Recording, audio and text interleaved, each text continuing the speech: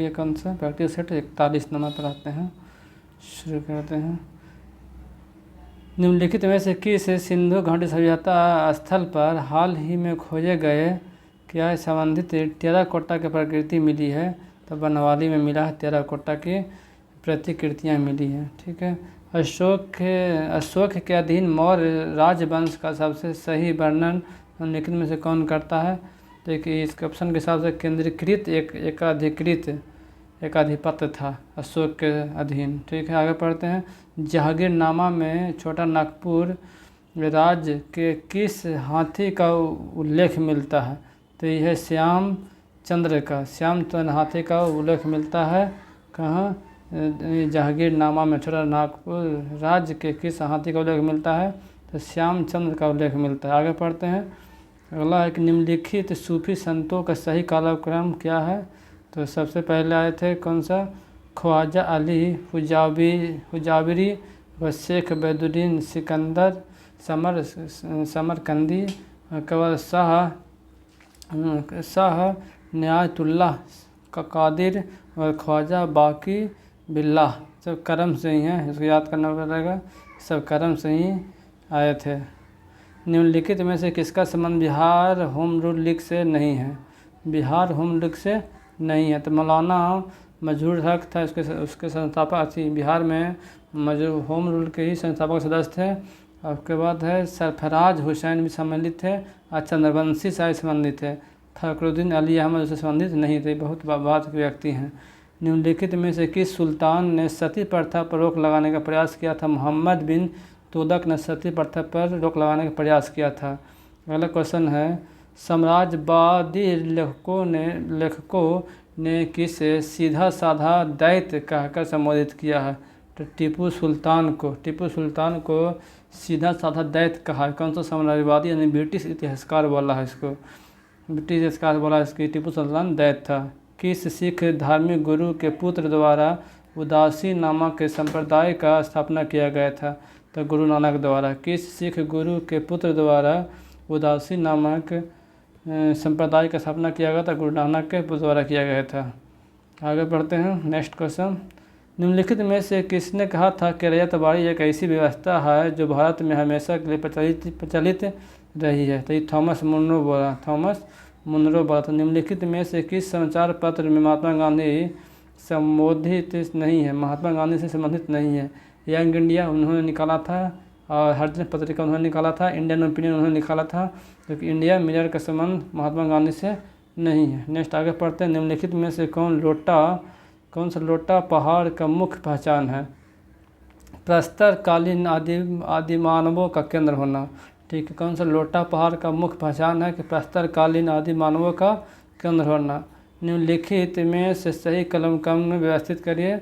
कब कौन हुआ था जो? तो सबसे पहले यहाँ पर हो जाएगा संथाल विद्रोह 1855-56 में हुआ था। संथाल विद्रोह 1855-56 में हुआ था। उसके बाद आते हैं दक्कन विद्रोह 1875 में हुआ था। उसके बाद फिर आ जाएगा मुंडा विद्रोह की बात करते हैं तो कब हुआ था मुंडा विद्रोह? तो ये हुआ था 1899 या 1900 में प्रॉपर्ली मान सकते हैं। मोपला विद्रोह 1921 में हुआ था। ठीक है, इसी के अनुसार हो जाएगा। डलहौजी द्वारा किस बरस इनाम कमीशन का स्थापना किया गया था? तो 1852 में इनाम कमीशन का स्थापना किया गया था। व्यवहारिक वेदांग का प्रतिपादक कौन थे? तो राम स्वामी विवेकानंद थे। व्यवहारिक वेदांग के प्रतिपादक कौन थे? स्वामी विवेकानंद थे। भारत के कौन से राष्ट्रपति पूर्व में केंद्रीय गृह मंत्री भी रहे थे? ज्ञानी जैल सिंह पूर्व में गृह मंत्री भी रह चुके थे, ज्ञानी जैल सिंह। भारतीय संविधान में राज के नीति तत्व सिद्धांत को शामिल करने के पीछे मुख्य उद्देश्य क्या था? तो मुख्य उद्देश्य था इसका कल्याणकारी राज की स्थापना करना। मुख्य उद्देश्य क्या था? कि लोक कल्याणकारी राज का स्थापना करना इसका मुख्य उद्देश्य था। आगे देखते हैं कि निम्नलिखित में से कौन सा कथन इसमें से सत्य है जो बताना है। विश्व की सबसे ऊंची ज्वालामुखी कोटापैक्सी है, बिल्कुल सही है। विश्व की सबसे ऊंचाई पर स्थित सक्रिय ज्वालामुखी ओरल्स डेल सलाडो है, ये भी सही है। विश्व की सबसे ऊंचाई पर स्थित शांत ज्वालामुखी अकांकागुआ है, सभी के सभी सही है। फिर से पढ़ते हैं। विश्व के सबसे ऊंचे पर स्थित पर्वतीय ज्वालामुखी कोटापैक्सी है। विश्व के सबसे ऊंचे पर स्थित सक्रिय ज्वालामुखी ओजस डेल ससलाडो है। अब विश्व के सबसे ऊंचाई पर स्थित शांत ज्वालामुखी कौन सा है? कांकागुआ है। कौन सा? कांकागुआ है। एशिया का प्रमुख नदियों में से कौन सी नदी मुहाना शीत ऋतु में जम जाता है? तो इसका लीना और ओबे और एनेसी तीनों जो नदियां हैं ये पड़ता है कहाँ? ये पड़ता है रसिया में, रसिया के उत्तरी भाग में। इसी कारण ये तीनों है जो सर्दी के दिन में जम जाता मुहाना इसका। आगे बढ़ते हैं, नेक्स्ट क्वेश्चन देखते हैं। ठीक है, भारत के निम्नलिखित में से फसलों का पर विचार कीजिए। उपयुक्त में से कौन सी फसल मुख्यतः वर्षा आधारित है? इसमें कौन सा फसल है मुख्य वर्षा? तो मूंगफली, तिल और बाजरा सभी के सभी वर्षा आधारित फसल है। ठीक है, डॉनबास क्षेत्र किसके लिए प्रसिद्ध है? तो कोयला के लिए प्रसिद्ध है। डॉनबास क्षेत्र कोयला के लिए प्रसिद्ध है। निम्नलिखित में से कौन से क्रांतरित शैल हैं? तो नीस और शिष्ट हैं जो क्रांतरित शैल हैं। नीस और शिष्ट क्या है? क्रांतरित शैल हैं। गांव, शहर, राज्य, देश और उसकी सीमाओं को दर्शाने वाले मानचित्र को क्या कहते हैं? तो राजनीतिक मानचित्र होता है। कौन सा? राजनीतिक मानचित्र होता है। ठीक है, पॉलिटिकल मैप उसके बोलते हैं। आगे चलते हैं, महासागर के भूप्रपट्टी के मुख्य रूप से किसकी बहुलता होती है? तो महासागर के भूप्रपट्टी पर, महासागर में सिलिका और मैग्नीशियम की बहुलता होता है। सिलिका और मैग्नीशियम की बहुलता होता है। भारत में जलोढ़ मिट्टी लगभग कितने प्रतिशत भाग पर पाए जाते हैं? तो 40% भाग पर जलोढ़ मिट्टी पाया जाता है। निम्नलिखित में से किस बायोमास के विश्व की बास्केट ब्रेड टोकरी कहा जाता है? ब्रेड बास्केट कहा जाता है। ये भूमध्य अक्षांश का जो घास का मैदान है उसको विश्व का रोटी का टोकरी कहा जाता है। ठीक है, आगे पढ़ते हैं, रेडियो तरंग किस सूचना के अध्यारोपण के लिए से प्रक्रिया का नाम है? रेडियो तरंग किस सूचना के अध्यारोपण के लिए अध्यारोपण का प्रक्रिया का नाम है? तो इसको बोलते हैं मॉड्यूलेशन। किसका? मॉड्यूलेशन प्रक्रिया है, उसका ही अध्यारोपण प्रक्रिया का नाम है रेडियो तरंग। ठीक है, आगे पढ़ते हैं कि अगला क्वेश्चन है, पृथ्वी के गुरुत्वाकर्षण क्षेत्र तीव्र होना कहाँ अधिकतम होता है? तो ध्रुवों पर सबसे ज़्यादा होता है। ठीक है, आगे बढ़ते हैं, इसी कारण ध्रुवों पर वजन सबसे अधिक महसूस होता है। आर्द्र वायु में ध्वनि का वेग शुष्क वायु की तुलना में अधिक होता है, क्योंकि शुष्क वायु की तुलना में घनत्व क्या होता है? कम होता है। शुष्क वायु की तुलना में घनत्व कम होता है। आगे पढ़ते हैं, क्षारीय भूमि को सुधारा जा सकता है। जिप्सम का प्रयोग करके क्षारीय भूमि को सुधारा जा सकता है। ठीक है, निम्नलिखित में से किस धातु का गलनांक सबसे कम होता है? पारा या मरकरी इसको बोलते हैं, उसका गलनांक सबसे कम होता है। वह वर्णक जो वनस्पति को पराबैंगनी किरणों के दुष्प्रभाव से रोकता है उन कौन सा है? तो ये हो जाएगा, ये फाइकोसाइनिन हो जाएगा। कौन सा? फाइकोसाइनिन हो जाएगा। निम्नलिखित में से कौन सा विटामिन हमारी आँखों और त्वचा को बनाए रखता है? तो विटामिन ए है जो हमारे त्वचा और आँखों के लिए महत्वपूर्ण होता है। मानव शरीर के रक्त में अपर्याप्त आपूर्ति होता है तो उसको इस्कीमिया कहते हैं। मानव शरीर में जब अपर्याप्त आपूर्ति होता है उसे इस्कीमिया कहते हैं। ठीक है, अगला, अवक्षेपण से संबंधित आइस क्रिस्टल सिद्धांत किसने प्रतिपादित किया था? तो ये बर्गरान ने किया था। बर्गरान ने किया था। कौन? अवक्षेपण के से संबंधित आइसल क्रिस्टल सिद्धांत कौन दिया था? तो बर्गरान ने दिया था। बर्गरान ने दिया था। ठीक है, भारत में आधुनिक ढंग से सीमेंट बनाने का पहला कारखाना कहाँ लगाया गया था? मद्रास में लगाया गया था। 1904 में लगाया गया था। राष्ट्रीय युवा स्मारक कहाँ स्थित है? तो जिसका उद्घाटन मोदी द्वारा किया गया था, तो ये नई दिल्ली में स्थित है। ठीक है, सच्चाई क्या, इसको छोड़ देते हैं, आगे पढ़ते हैं। कट गया है, क्वेश्चन कट गया, कोई ज़रूरी ना है कि सारा हो ही जाए। आगे पढ़ते हैं, विश्व के सर्वप्रथम कागज़ कहाँ हुआ बनाया गया था? चाइना बनाया गया था। निम्नलिखित में से कौन सा युग्म सही सुमेलित नहीं है? ठीक है, आगे पढ़ते हैं, अंतर्राष्ट्रीय मत्स्य वानिकी अनुसंधान केंद्र कहाँ है? तो ये नैरोबी में है। बिल्कुल सही है। अंतर्राष्ट्रीय सैस वानिकी केंद्र कहाँ है? नैरोबी में है। भारतीय वन प्रबंधन कहाँ है? भोपाल में है। और केंद्रीय अनुसंधान की गलती है ये। ठीक है, टाटा ऊर्जा अनुसंधान कहाँ है? नई दिल्ली में। फिर से पढ़ते हैं, अंतर्राष्ट्रीय सह वानिकी कहाँ है? तो नैरोबी में है। भारतीय वन प्रबंधन संस्थान भोपाल में है। और टाटा ऊर्जा अनुसंधान केंद्र नई दिल्ली में है। ठीक है, नई दिल्ली में है। यही सेशन मतलब ये होना चाहिए, ये देहरादून में होना चाहिए। आगे पढ़ते हैं, सिद्धि धमाल नृत्य किस राज्य में प्रचलित है? गुजरात में है सिद्धि धमाल, गुजरात के नृत्य है। विश्व बांस दिवस कब मनाया जाता है? 18 सितंबर को विश्व बांस दिवस मनाया जाता है। विश्व बांस दिवस कब मनाया जाता है? 18 सितंबर को विश्व बांस दिवस मनाया जाता है। ठीक है। वैधानिक तरलता SLR की अधिकतम सीमा कितनी होती है? तो ये होती है 40% होती है।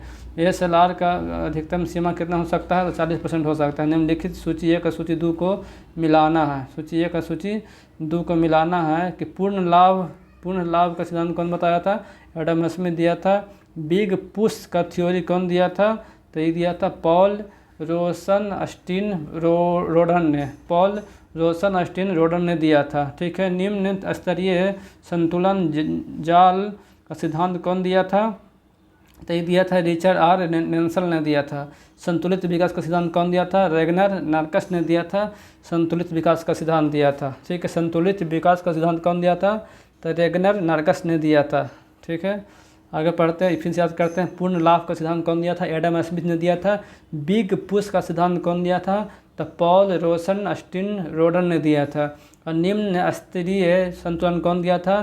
तो रिचर्ड आर नेल्सन ने दिया था। और संतुलित विकास का सिद्धांत कौन दिया था? तो रेगनर नार्कस ने दिया था। आगे पढ़ते हैं कि इसके अनुसार ब्याज एक निश्चित समय के लिए तरलता के त्याग का पुरस्कार है।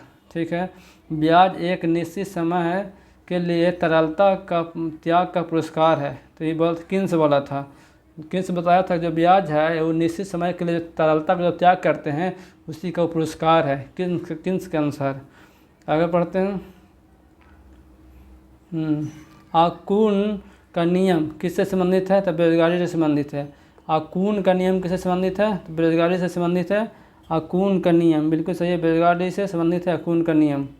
ठीक है। चेक कर रहे थे। आकुन का नियम किससे संबंधित है?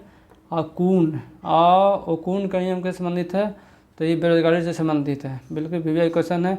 भारत में आयकर निम्नलिखित में से किसकी उदाहरण है? तो प्रगतिशील और प्रत्यक्ष कर है आयकर भारत में। ठीक है। अनुपात गोल्डन स्टेज प्रमाण पत्र क्या है? तो किससे संबंधित है? निर्यातकों से संबंधित है। गोल्डन स्टेट प्रमाण पत्र किससे संबंधित है? तो ये निर्यातकों से संबंधित है। विनिवेश का क्या अर्थ होता है? क्या होता है? सरकार द्वारा सार्वजनिक उपकरणों को शेयर का बेचना विनिवेश कहलाता है। निम्नलिखित को ध्यान दीजिए। ठीक है। उपयुक्त में से सभी कार्य किसके द्वारा किए जाते हैं? जो बताया जाना है। ठीक है। करों की शुद्ध आय का शेयर आवंटित करना, सहायता अनुदान को नियंत्रित करना व सिद्धांतों को नीचे रखना। ठीक है। केंद्र और राज्य के बीच वित्तीय समन्वय करना ये किसका है? तो वित्त आयोग का अथी है, वित्त आयोग का कार्य है।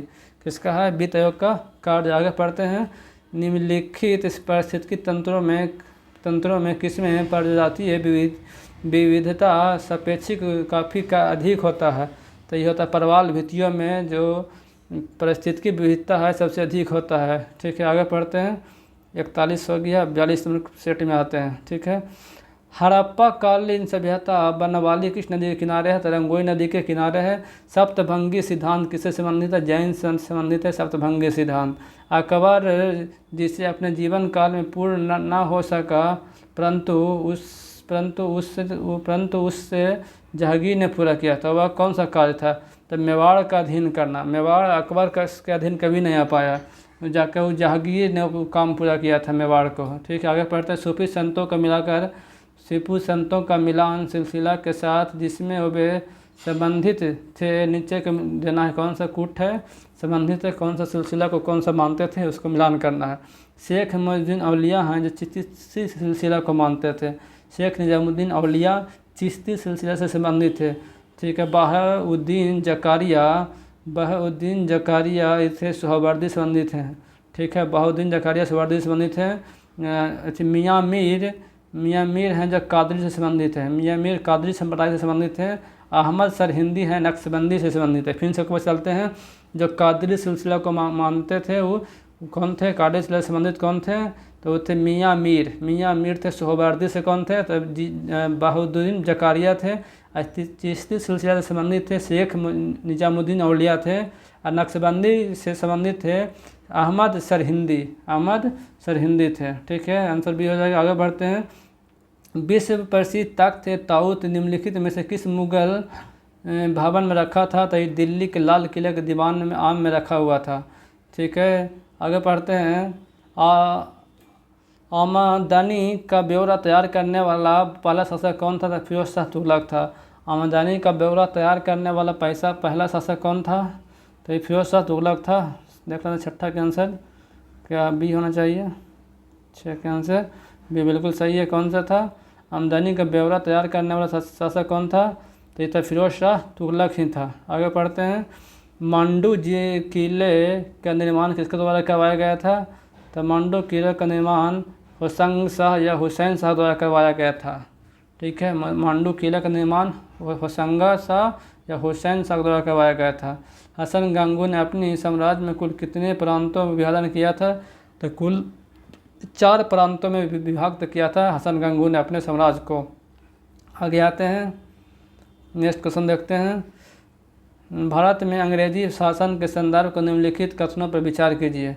ठीक है, इस पर विचार करना कौन सा इसमें कथन सही है? जो सेंसरशिप अधिनियम एक्ट 1799 के अनुसार प्रकाशन के यह आवश्यक था कि वह समाज सामग्री को सेंसर पूर्व निरीक्षण सरकार के सचिव को देना था। बिल्कुल सही था। सबसे पहले सरकार को दिखाना पड़ता था कि ये हम छापने जा रहे हैं। ठीक है, जॉर्ज एडम्स ने लाइसेंसिंग रेगुलेशन 1923 में प्रमाणिक राजा राम मोहन राय ने अपने मीरातुल अखबार का प्रकाशन बंद करना पड़ा था उसी कारण से। दोनों सही है। महात्मा गांधी राष्ट्रीय ग्रामीण रोजगार गारंटी योजना में ठीक है संशोधन किया गया था। यानी कि कौन कर संशोधन कर सकता है इसमें मजदूरी को? तो केंद्र सरकार संशोधन कर सकता है। आगे पढ़ते हैं। पोलैंड में रूस के विरुद्ध राष्ट्रवादी भावना मुख्य स्रोत क्या था? तो ये था भाषा। पोलैंड में रूस के विरुद्ध राष्ट्रवादी भावना क्या था? भाषा था इसमें।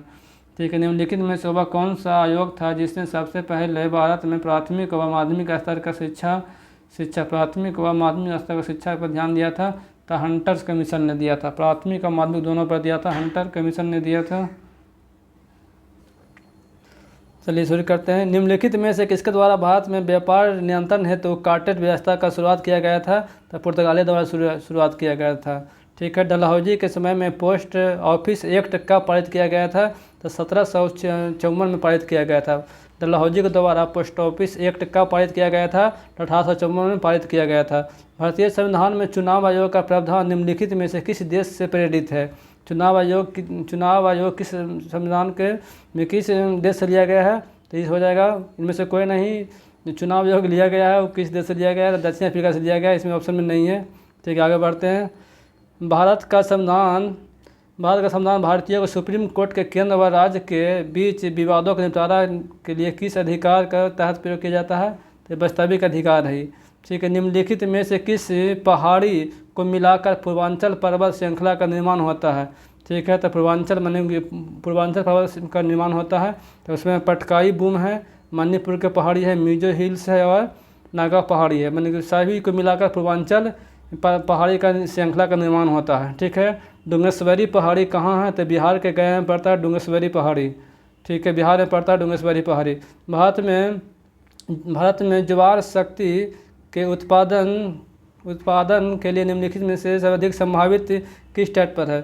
तो ये है खम्हात की घाटी। ज्वार भाटा वाला शक्ति का उपयोग करने के लिए सबसे ज़्यादा शक्ति कहाँ है? तो ये खम्हात के जो तट है वहाँ पर इसका उनकी क्षमता अधिक है भारत में।